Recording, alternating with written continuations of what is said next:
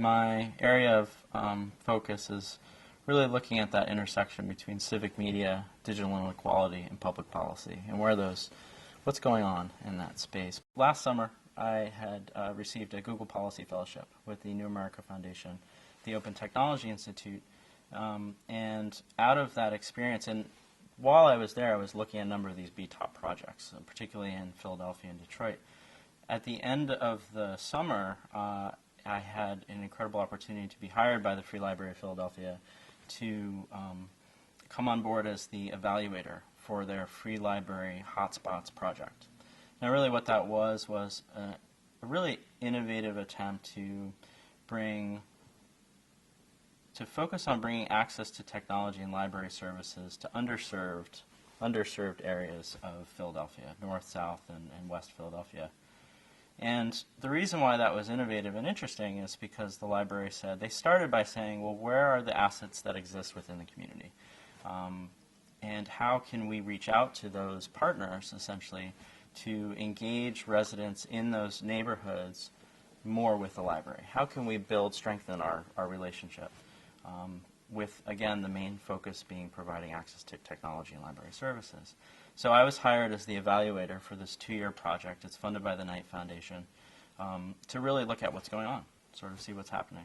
I think one of the things that was really jumped out at me from the data that I had and talking with residents, there was 4 focus groups with groups across Philadelphia that were using these hotspots, talking with the computer assistants who are engaged working with the residents.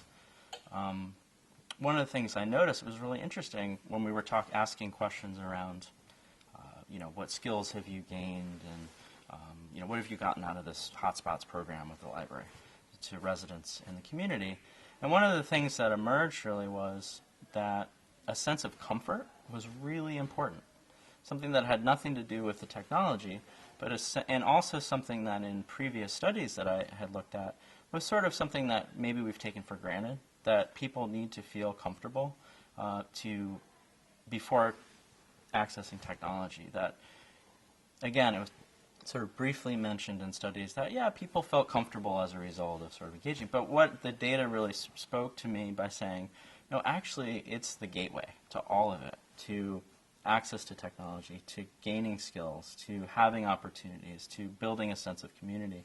And very specifically, what I mean by comfort is a sense of safety, trust, support, and respect that is just fundamental to what human needs and what people need in order to feel comfortable to deal with something that is very different and unusual for many people who have never had access to technology before. And this was something to me that I really wanted to bring out and to say, this is really important in these neighborhoods in Philadelphia, very specific to Philadelphia, but maybe there's something more here, and maybe we need to understand this on a much larger scale, and perhaps it might even impact the way that these national broadband policies are thought about in terms of how you design an intervention through public policy to address the digital divide.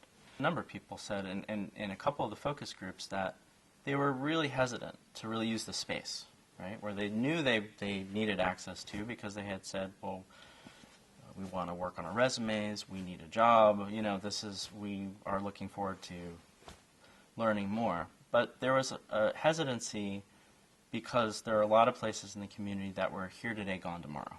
And that I heard that they needed to be won over, that this was a space that was going to stick around. It wasn't just some idea that the library had come up with some, community organizations had gotten some funding to do. So they really needed to gain the trust and to really convince people in the neighborhood that this was something that they could begin to get involved with. But that was really one of the first step.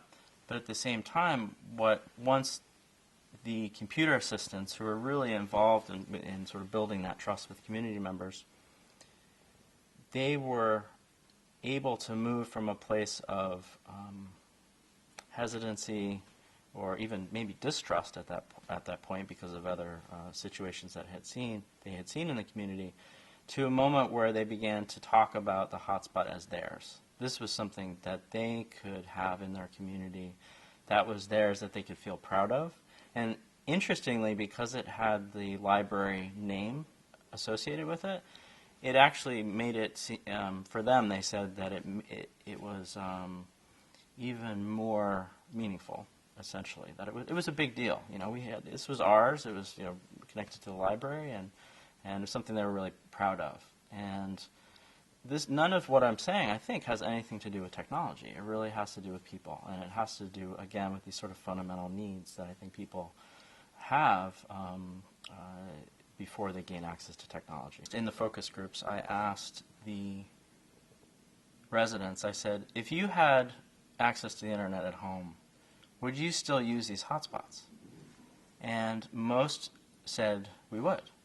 And I said, well, I mean, the target of these interventions often, particularly in this national broadband context, is internet access at home. That's the real goal. When we say broadband adoption, that's how it's been defined, is internet access at home.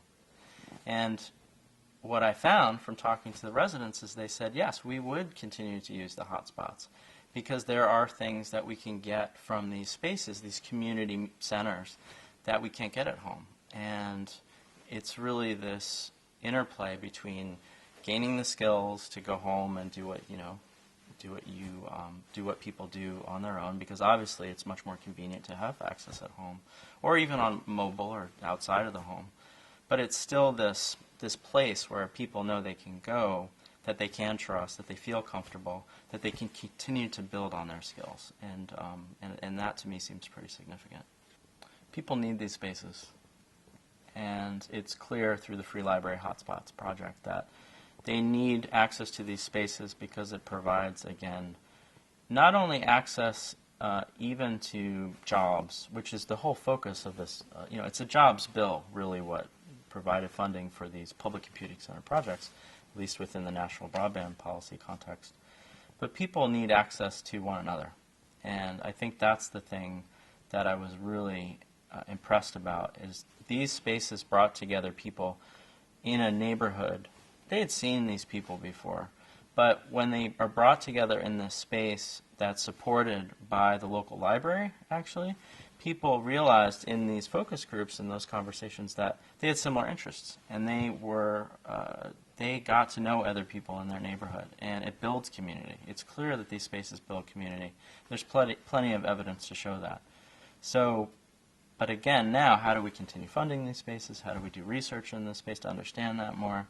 There's still a ton of questions, and probably for me, hopefully,